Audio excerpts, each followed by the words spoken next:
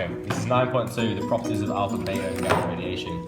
The Marie Curie established the nature of radioactive materials. She showed how radioactive compounds could be separated and identified. I'm going on missions. In 1986, her husband was investigating materials that glow and placing an X-ray beam. See? He wanted to find out if strong sunlight could make the radio salts glow.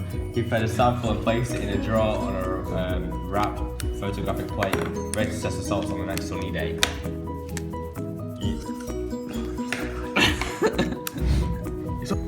Okay. Ernest Rutherford wanted to find out what the radiation emitted by radioactive substances was and what caused it. Sure, Daphne. He found that the radiation, 1, ionised in air, making it conduct electricity. He made a detector which could measure the radiation from its ionising effect. And B was of 2 types. One type was called alpha radiation, which was easily absorbed. The other type was called beta radiation, which is more penetrating.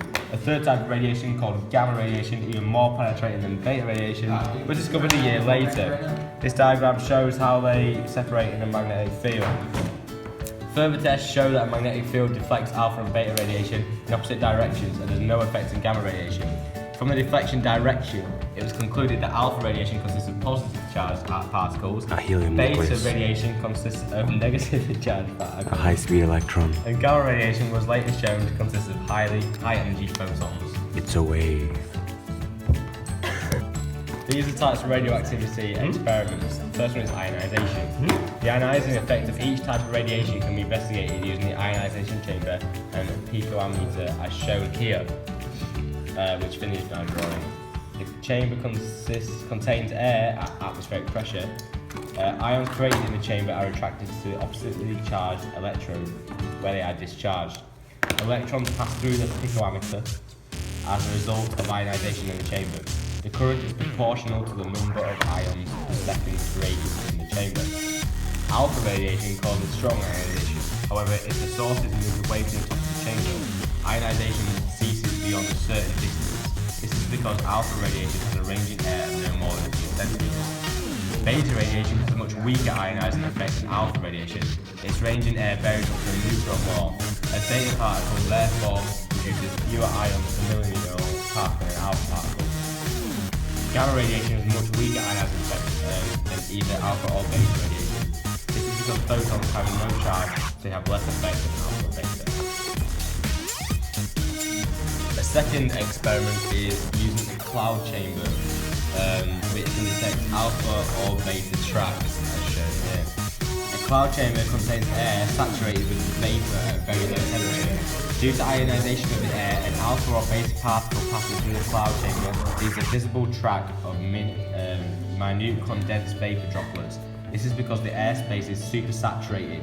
When an ionisation particle passes through the supersaturated vapour, the ions produced trigger the formation of droplets.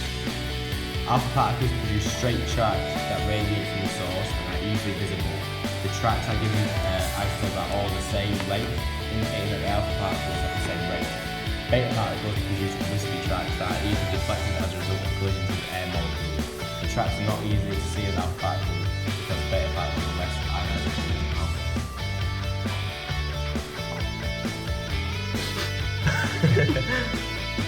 Finally, you can also do absorption tests.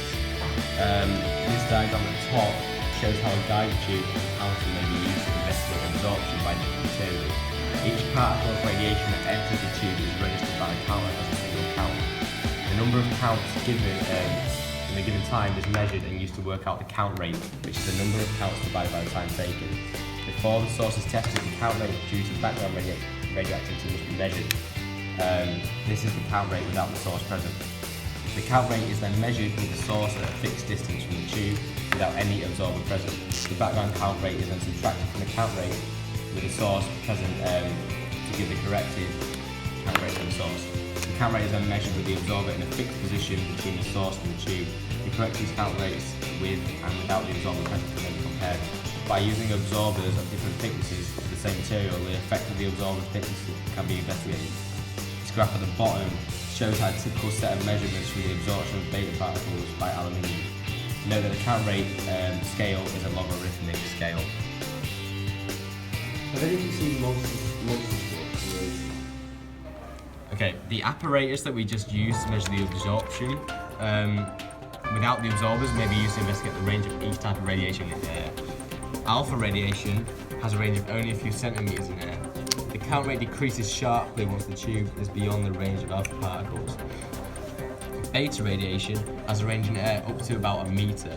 The count rate gradually decreases with increasing distance until it is the same as the background count rate at a distance of about 1 meter. Gamma radiation has unlimited range in air. The count rate gradually decreases with increasing distance because the radiation spreads out in all directions. This is the nature of alpha, beta, and gamma radiation. Alpha radiation consists of positively charged particles.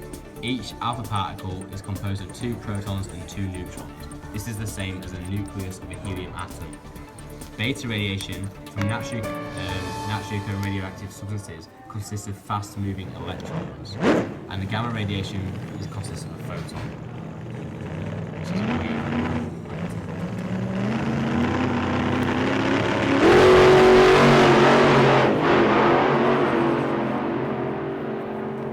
the intensity, I, of the radiation is the radiation energy per second passing normally through the unit area. The source that emits n gamma photons per second.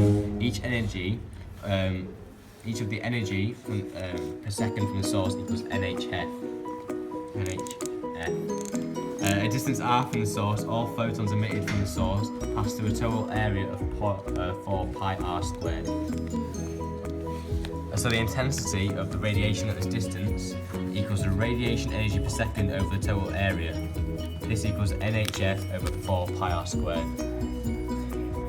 Therefore, I equals K over R squared, where the constant K equals NHF over 4 pi. Yep. Thus, I varies with the inverse square of distance R.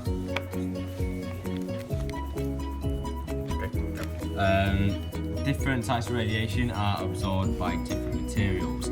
Alpha radiation is stopped by paper or thin metal foil. Beta radiation is stopped by approximately 5 millimeters of aluminium, and gamma radiation is stopped by several centimeters of lead, as shown in this diagram.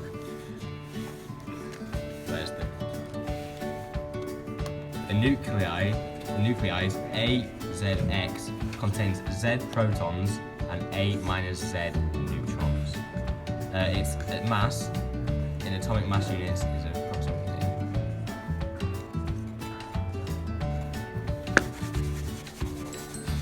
Alpha emission. Because an alpha particle consists of 2 neutrons and 2 protons, it is represented by the symbol alpha for 2. So when a nucleus loses an alpha particle, its atomic mass goes down by 4 as it loses 2 protons and 2 neutrons.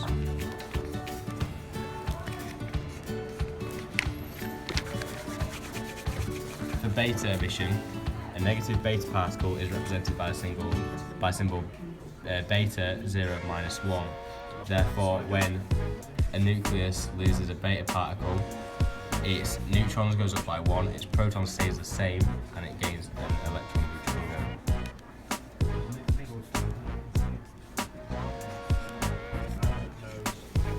Yep.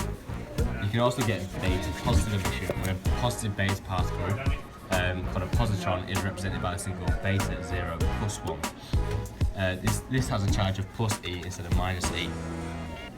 When a nucleus loses a positron, its neutrons go down by 1, its protons, its mass stays the same, and it loses an electron neutrino.